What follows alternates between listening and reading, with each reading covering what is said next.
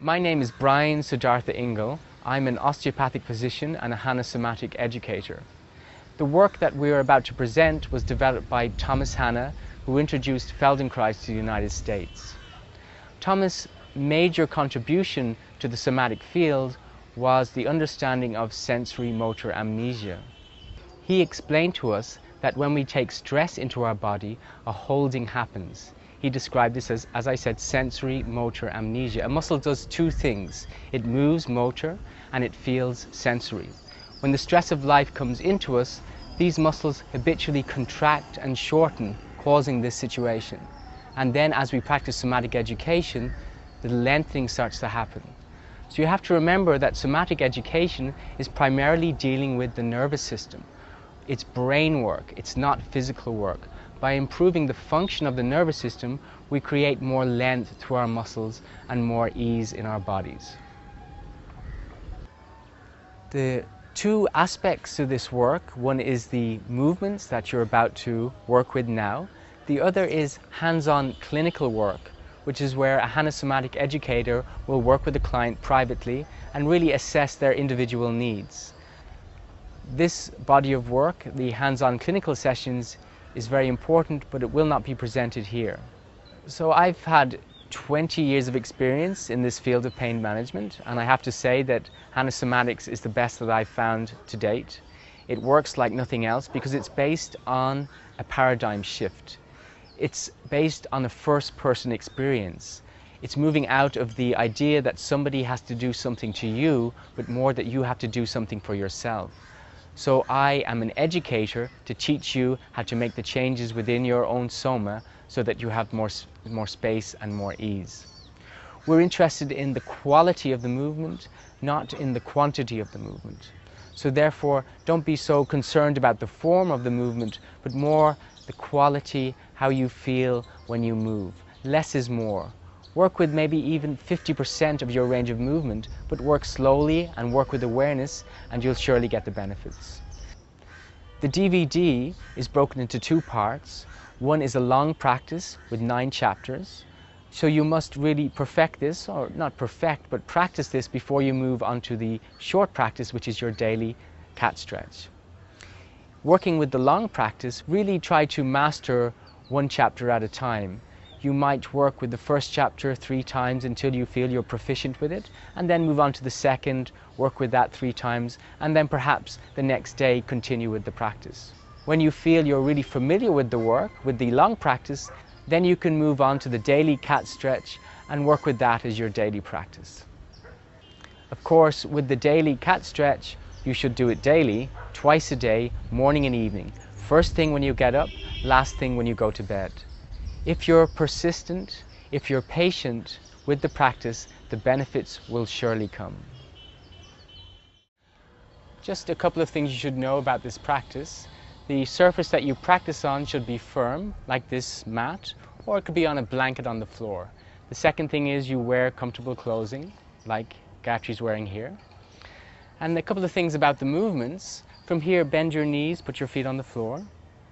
Take your left hand behind your head. From here, pick up the elbow to knee. So you can see here, this is Gayatri's full range of motion, and as she comes down, she's slowly feeling into the front of her body, lengthening out of the contracture. And do that one more time.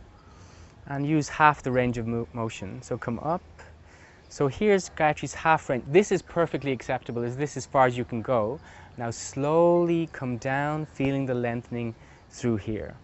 So just to know, you can work with half the range of motion and still get the same benefit, in fact even more. From here, come to line your side. Come into this side line. So this is one of the movements in the cat stretch. We'll just see the normal movement. First of all, Gayatri breathes into her waist. She breathes out, contracts the waist, picks up the foot. This is the contraction here, and slowly coming down, lengthening through the right waist. Now, options. If you've got a neck problem, use a pillow here. And instead of having the hand at the side of the head, you can put the arm along your side. So do that same movement. Breathing in, opening, breathing out, contraction, coming up, And here she is contracting her waist. She's not lifting up her head, and slowly come down, feel the lengthening.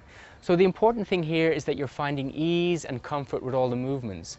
The form of the movement is secondary and the quality of the movement is primary, even if you have to change what the movement looks like. Okay, we'll try something else. Line your back. So working with the hips and legs, with the double external rotations, the normal way to do it is feet together, knees apart, inhale, arch, exhale, flatten and straighten the legs. If you have a low back that's uncomfortable, what you can do is work with one leg at a time, like so. One leg comes up, the other leg comes up, and open and flatten and slowly straighten. One leg at a time. The same with the internal rotation. One leg at a time, first up, inhale, flatten the back, and very slowly straighten the legs. Nice. So now we're going to do the movement for the neck and shoulders. Could you demonstrate that, Gayatri? Slow, mindful movement. So if you have neck pain, you might only want to take this to half your range of motion. So this might just be enough, and then slowly come back. If you have low back pain, you might want to use a cushion under your sit bone. In fact, you could even do this on a chair. Just demonstrate this. So this is probably easier on the lower back. Or if you like, actually do it sitting on a chair if you've got low back pain.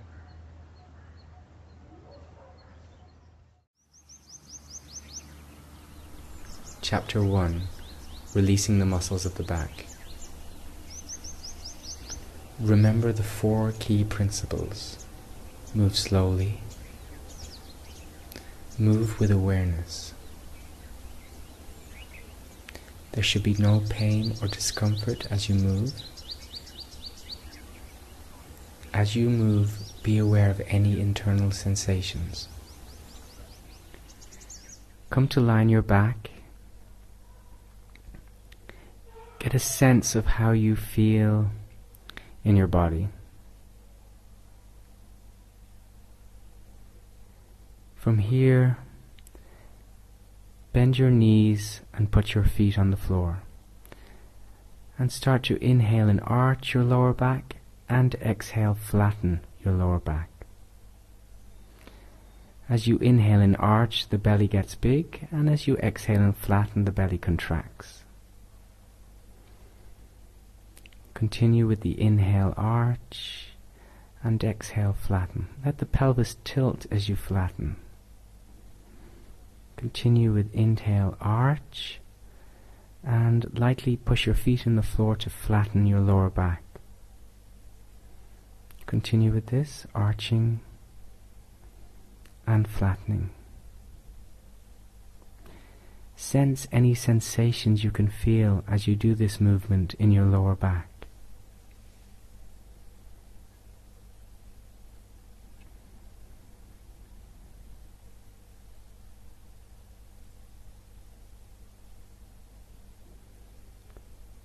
Finish the one you're on.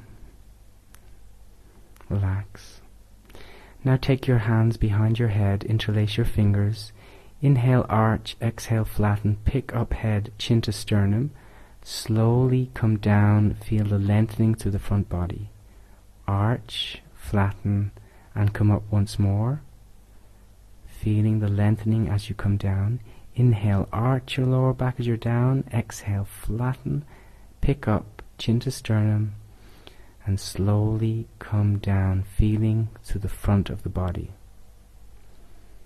Arching, flattening. As you pick up, the sternum goes to the pubic bone, and as you come down, the sternum moves away from the pubic bone. Finish the one you're on. Straighten your legs, arms by your side.